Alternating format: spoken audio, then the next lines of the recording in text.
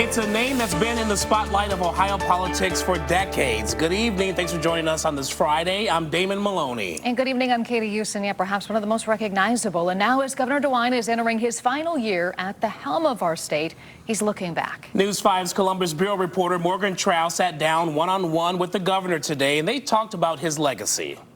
For 50 years in the public eye, Ohio Governor Mike DeWine has walked his own path.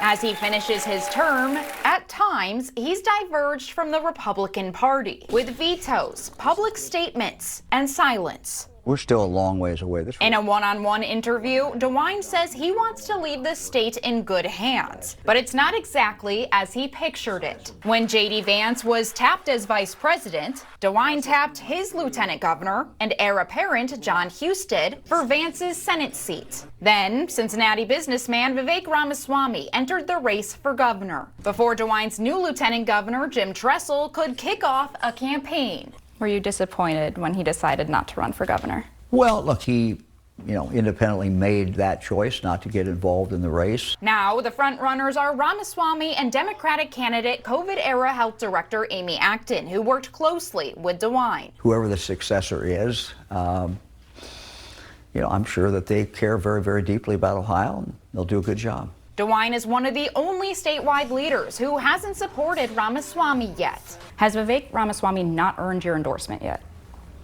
I think it's a process. The governor has met with Ramaswamy to talk policy, but he's drastically different than DeWine in personality, in beliefs, and in priorities. And DeWine made it clear over the past year that Ramaswamy, a Trump pick, was not his choice. DeWine says he's been trying to convince Ramaswamy that the work he's done with mental health and literacy is important and should continue. Relate some of the experiences that I've had. He said he plans to endorse the Republican nominee, but he isn't there yet. Is your legacy at stake?